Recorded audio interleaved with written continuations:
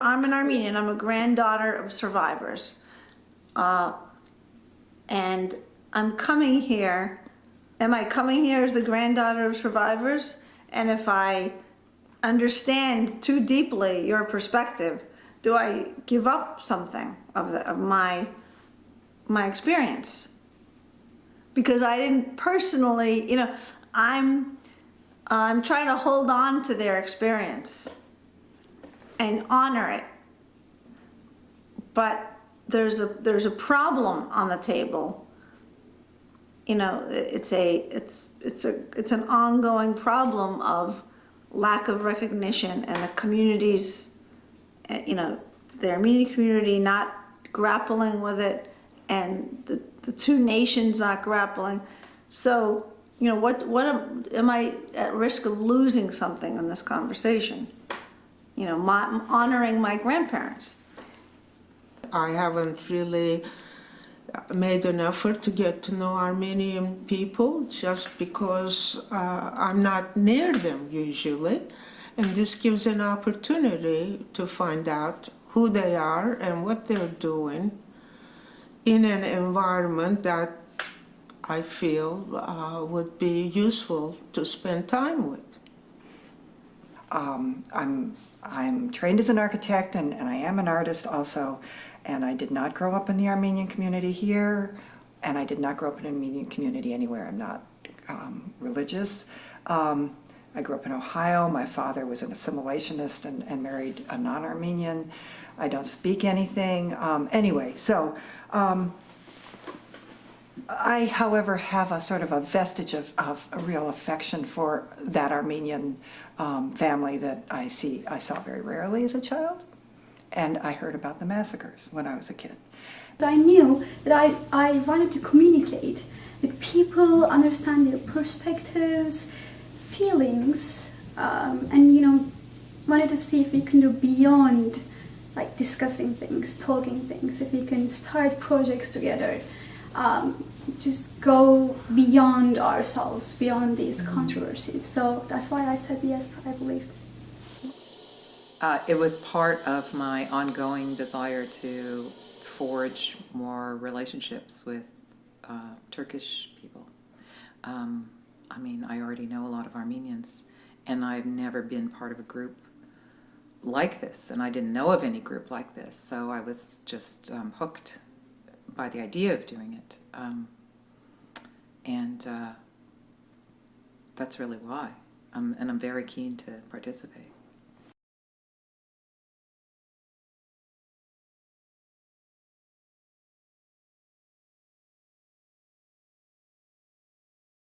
I was just wearing a name tag. A young woman came, saw my tag and said, "What kind of a name is that?" I said, "Turkish." So that opened the floodgates. And I said, "Hold it. Why are you attacking me for something that happened so many years ago? I wasn't even around." He said, "Look at the Jews. They make sure that Holocaust is never forgotten. Why should Armenians not do the same?" This is the first time I heard it from her, a young Armenian woman. I went to Merrimack College, and I played volleyball. One of the basketball players was a Turkish boy from Turkey. So I didn't really talk to him, but I emailed him, and I was like, "Oh, hi, I'm Armenian," and his response, like, he just had like this awful response, and I thought, okay, I guess I don't need to. It basically was like, "Oh, this Turkish-Armenian question is all propaganda," and I was like, "Oh, I just was okay." Just was saying hi, but okay. And meanwhile, like, I was all into this race relations thing, groups, and even in high school, like, I was really interested in race relations, that's really the African-American and Caucasian dynamic and so forth. But this is where I was coming from, and I was really excited. Oh, I finally, like, there's a real Turk in my school, he's an athlete too, we can, no, and I was like, okay.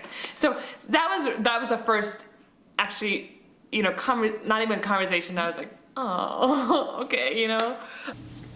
Well, there was this macroeconomy class that I was taking. And in the very first class, I had this lady sitting right next to me. We started talking about why we are interested in this topic and our majors, etc. And we had this really nice connection from the very start. And when in the first class our professor told us that he wanted a group project, she was the only person that I knew in the class, right? And we had a really nice connection. I thought of her right away. And at the end of the class, she turned to me and said, "We should do this together. Like, it would be a great project." And I said, "Yes." And in the second class, when we came to the second class in the same week, we started talking more about ourselves, obviously. And I remember the time she learned about my nationality, and that was the last time she spoke to me in class. It was like, she said I'm an American Armenian, and I said I'm Turkish, and I thought we would just go beyond that, like, we would just ask other questions. But her facial expression was so different than I have ever imagined. I really didn't understand what was going on. In college, there was a DLEC freshman year. I had a roommate, she had a roommate from Europe, a Swiss girl, who knew that if she's Turkish and I'm Armenian, maybe we're gonna have a little issue here. Then she told me, Dilek is really worried that you hate her. And so that was my first experience. I'm from central Massachusetts. I'd never met Turks. So I didn't really make a big effort.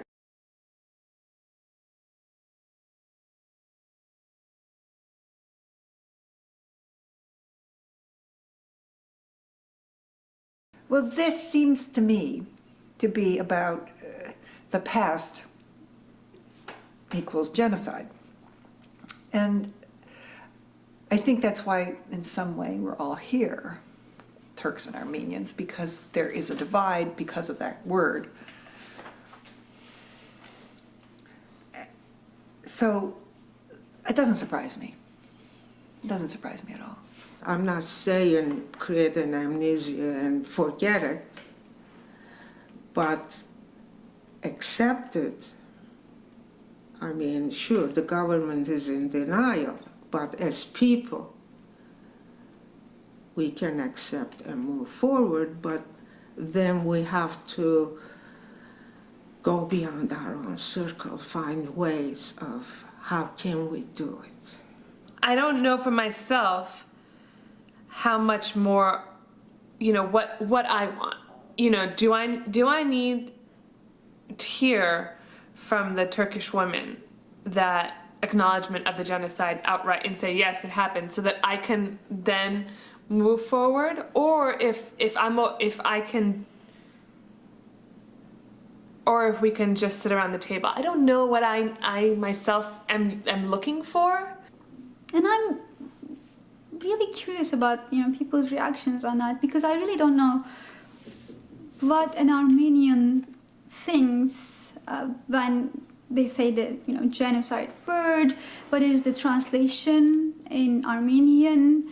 And obviously there are the universal, let's say, the UN description, but then we have our own biases towards the word. I just wanted to explore more about those, specific subsets of the whole discussion. Especially, I think I have a good understanding of the English and Turkish parts, but I'm curious about the Armenian translation and the subtext of that specific word. I know I got into a conversation long ago, like when I was in college, where somebody I was talking to said that the genocide didn't happen. And I don't know who would have said that other than a Turkish person. Maybe somebody else would have, but I mean, I'm guessing it might have been someone who was Turkish. And I remember being in this very fraught situation with that person. It's happening to me right now as I'm recalling it. Something happened the minute he said, it was a man, the minute he said that, I felt my palms tingling, and I looked down and my palms had broken out in beads of sweat, a thing that has never happened to me before or since. Being in the presence of someone who denied that the genocide had happened, and I was just staggered that I had this incredibly, physiological response to it. And every time, my palms are tingling right now just to remember this. Whenever I sort of recall the event, that's what happens to me. Beads of sweat on my, and I don't sweat much. It was really strange.